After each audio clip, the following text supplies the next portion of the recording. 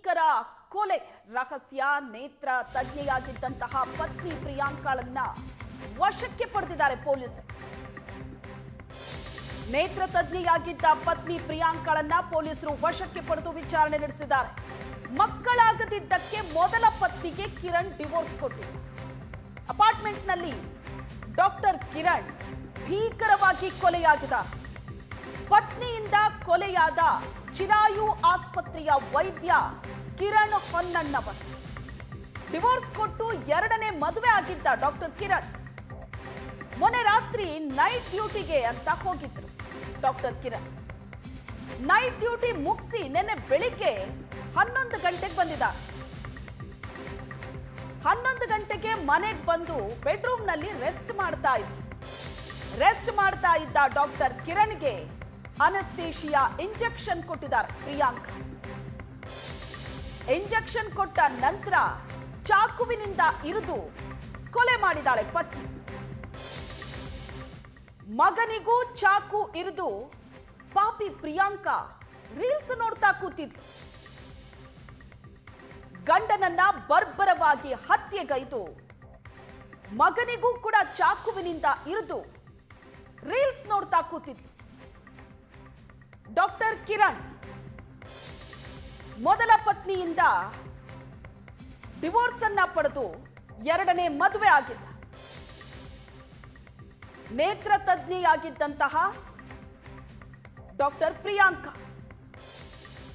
ಮಕ್ಕಳಾಗಿಲ್ಲ ಅಂತ ಮೊದಲ ಪತ್ನಿಗೆ ಡಿವೋರ್ಸ್ ಕೊಟ್ಟು ಈತ ಎರಡನೇ ಮದುವೆ ಆಗಿದ್ದ.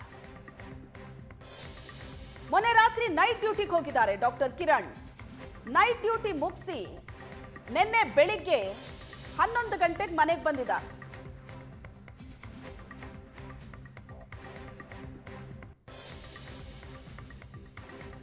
ಮನೆಗೆ ಬಂದ ಗಂಡ ಬೆಡ್ರೂಮ್ ನಲ್ಲಿ ರೆಸ್ಟ್ ತಗೋತಾ ಇದ್ರೆ ಡಾಕ್ಟರ್ ಪ್ರಿಯಾಂಕಾ ಆತನಿಗೆ ಇಂಜೆಕ್ಷನ್ ಕೊಟ್ಟು ಅನಸ್ತೇಶಿಯಾ ಇಂಜೆಕ್ಷನ್ ಕೊಟ್ಟು ಆತನ ಮೇಲೆ ಹಲ್ಲೆ ನಡೆಸಿರೋದು, ಆತನನ್ನ ಬರ್ಬರವಾಗಿ ಹತ್ಯೆ ಮಾಡಿರೋದು.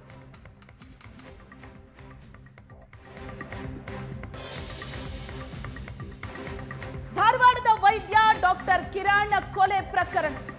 ಆರೋಪಿ ಪ್ರಿಯಾಂಕಾಗೆ ಕಿಮ್ಸ್ ಆಸ್ಪತ್ರೆಯಲ್ಲಿ ಚಿಕಿತ್ಸೆ. ಗಂಡನ ಕೊಲೆ ನಂತರ ಅನಸ್ತೇಶಿಯಾ ಪಡೆದಿದ್ದಾಳೆ ಪ್ರಿಯಾಂಕಾ. ದೇಹದ ಮೇಲೆ ಇನ್ಸುಲಿನ್ ಚುಚ್ಚಿಕೊಂಡಂತಹ ಗುರುತುಗಳಿದೆ. ಶುಗರ್ ಏರ್ಪೇರ್ ಆಗಿದ್ದು ಬಿಟ್ರೆ ಬೇರೆ ಸಮಸ್ಯೆ ಇಲ್ಲ. ಕಿಮ್ಸ್ ವೈದ್ಯಕೀಯ ಅಧೀಕ್ಷಕ ಡಾಕ್ಟರ್ ಈಶ್ವರ್ ಹಸ್ಬಿ ಮಾಹಿತಿ ಕೊಟ್ಟಿದ್ದಾರೆ. ದೇಹದ ಮೇಲೆ ಇನ್ಸುಲಿನ್ ಚುಚ್ಚಿಕೊಂಡಂತಹ ಗುರುತುಗಳಿದೆ.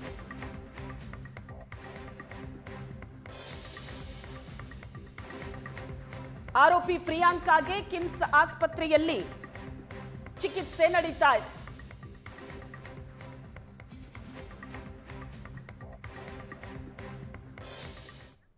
ಹೆಬ್ಬಾಳದಾರ್ರಿ ಫೋನ್ ಎತ್ತಲಾಗನ ರೀ ನಾವು ನೋಡಕ್ಕೆ ಬಂದು ಗಾಡಿ ಮಾಡ್ಕೊಂಡು ಬಂದು ಹಿಂಗೆ ಅದನ್ನಾಗೈತಿ ರೀ. ಒಳಗೆ ಬಂದು ಒಟ್ಟು ಬಾಗಲ ತೆಗಿವಲ್ರಿ ಅವನೇ ಐತಿ ನೋಡೋಕೆ ಎಲ್ಲ ರಗತ್ತಾಗಿ ಕಿರಣ್ ಸರ್ ಒಂದು ಬಿಟ್ಟಿವಲ್ರಿ.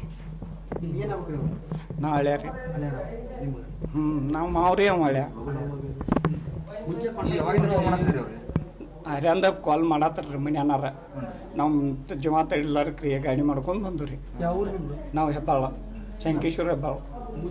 ಇಲ್ಲಿ ಎಷ್ಟು ವರ್ಷ ಆತವ್ರಿಂದ ಅವ್ರೀಗ ಒಂದು 15 ವರ್ಷ ಆತ್ರಿ. ಈ ಮನೆ ಹಾಂ ನೀವು ಯಾವಾಗ ಕಾಲ್ ಮಾಡಿದ್ರಿ? ನೀವು ಕಾಲ್ ಮಾಡಿದ್ರಿ? ನಮ್ಗೆ ಇಲ್ರಿ, ನಮ್ಮ ಮನ್ಯಾನ ರೀ. ಏನು ಜಗಳಿತ್ತಂದ್ರೆ ಆಮಲ್ರಿ ನಮಗೇನು ಗೊತ್ತಿಲ್ಲ.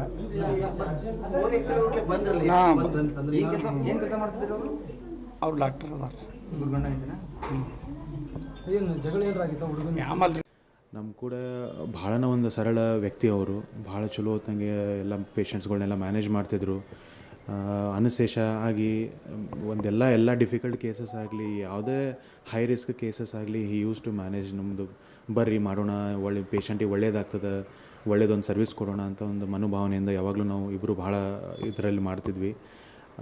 ಸರು ಸುಮಾರು ನಮ್ಮ ಜೊತೆ ಒಂದು 5 ವರ್ಷದಿಂದ ಚಿರಾಯು ಹಾಸ್ಪಿಟಲ್ದಾಗ ಕೆಲಸ ಮಾಡ್ತಿದ್ರು. ಅದಕ್ಕಿಂತ ಮುಂಚೆನೂ ನನ್ನ MBBS ಕಾಲದಿಂದನೂ ನಮ್ಮ ಸೀನಿಯರ್ ಆಗಿದ್ದರು. ಆವಾಗಿಂದ ನಮ್ಗೆ ಅದೊಂದು ದೋಸ್ತಿ ಇತ್ತು ಅಂತ ನಾನು ಹೇಳ್ಬೋದು. ಯಾರ್ದು ಯಾವಾಗಲೂ ಯಾರ ಜೊತೆ ಹಿಂಗೆ ಜಗಳಾಡೋದಾಗಲಿ ಅಥವಾ ಏನೋ ಒಂದು ಹಿಂಗೆ ಕೆಟ್ಟದಾಗ ಮಾತಾಡೋದಾಗಲಿ ಅಂಥವು ಎಂದೂ ಮಾಡ್ತಿದ್ದಿಲ್ಲ. ಪೇಷಂಟ್ಗೂ ಸತ್ಯಕ್ಕೆ ಒಂದು ಸಲ ಆಪ್ರೇಷನ್ ಆದ ಕೂಡಲೇ ಯೂಶ್ವಲಿ ಆಪ್ರೇಷನ್ ಆದ ಕೂಡಲೇ ಪೇಷಂಟ್ಗಳನ್ನೆಲ್ಲ ಫಾಲೋ ಅಪ್ ಮಾಡ್ತಿದ್ರು. ಏನೋ ಪ್ರಾಬ್ಲಮ್ ಆದರೆ ನನ್ನ ಜೊತೆ ಡಿಸ್ಕಸ್ ಮಾಡ್ತಿದ್ರು. ಸೊ ಇದನ್ನೆಲ್ಲ ಹೇಳ್ಬೇಕಂತಂದರೆ ನಮ್ಮ ಧಾರವಾಡದಾಗ one of the bestest doctor Priyank ಅವರು ನಿನ್ನೆ ಸುಮಾರು 12:30 ಸುಮಾರು ಆಸ್ಪತ್ರೆಗೆ ಬಂದಿದ್ದಾರೆ, ನಮ್ಮ KMCR ಆಸ್ಪತ್ರೆಗೆ. ಅವರು ಬಂದಾಗ ಸ್ವಲ್ಪ ಶುಗರ್ ಲೆವೆಲ್ ಕಡಿಮೆ ಇತ್ತು, ಪ್ರಜ್ಞೆ ಕಡಿಮೆ ಇತ್ತು, ಆಲ್ಟರ್ಡ್ ಸೆನ್ಸೋರಿಯಮಲ್ಲಿದ್ದರು. ಅವ್ರನ್ನ ಬಂದ ತಕ್ಷಣ ಶುಗರ್ ನೋಡಿ 40 ಆಗಿತ್ತು. 40 ಅಂದರೆ ಅದು ದೇಹಕ್ಕೆ ಬೇಕಾದ ಪ್ರಮಾಣಕ್ಕಿಂತ ಕಡಿಮೆ. ನಾರ್ಮಲಿ 70ರಿಂದ 100ವರೆಗೂ ಇದ್ದರೆ ದೇಹದ ಪ್ರಜ್ಞೆ ಆಗಲಿ ಬೇರೆ ಅವಯವ ಶಕ್ತಿ ಆಗಲಿ ಚೆನ್ನಾಗಿ ಕೆಲಸ ಮಾಡುತ್ತೆ. ಇಮಿಡಿಯೇಟ್ಲಿ ಇವ್ರನ್ನ ತಕ್ಷಣ ICUಗೆ ಅಡ್ಮಿಟ್ ಮಾಡಿ ಅಲ್ಲೇ ಮಾನಿಟರ್ ಮಾಡ್ತಾಯಿದ್ದೀವಿ. ಶುಗರ್ ಕಡಿಮೆ ಆದಾಗ ಡೆಸ್ಟ್ರೋಸ್ ಇಂಜೆಕ್ಷನ್ ಕೊಡ್ತೀವಿ. ಅದರಿಂದ ಅವ್ರ ಬಾಡಿ ರಕ್ತದ ದೇಹದ ಶುಗರ್ ಲೆವೆಲೆಲ್ಲ ಮೇಂಟೈನ್ ಆಗುತ್ತೆ. ಅದು ಸ್ವಲ್ಪ 12ರಿಂದ 24 ತಾಸವರೆಗೂ ಇವ್ರನ್ನ ಅಬ್ಸರ್ವೇಷನ್ ಮಾಡಬೇಕಾಗುತ್ತೆ. ಯಾಕಂದರೆ ನಾವು ಶುಗರ್ ಕೊಟ್ಟಾಗ ಅಷ್ಟೇ ಅವ್ರ ದೇಹದ ಶುಗರ್ ಮೇಂಟೈನ್ ಆಗುತ್ತೆ. ಮತ್ತು ಅದಕ್ಕೆ ಕಡಿಮೆ ಆದ ತಕ್ಷಣ ಇನ್ಸುಲಿನ್ ಇಂಜೆಕ್ಷನ್ ಏನು ಮಾಡಿಕೊಂಡಿರ್ತಾರಲ್ಲ ಅದರಿಂದಾಗಿ ಶುಗರ್ ಲೆವೆಲ್ ಮತ್ತೆ ಕಡಿಮೆ ಆಗುತ್ತೆ. ಅದನ್ನೇ ಮಾನಿಟರ್ ಮಾಡಬೇಕು.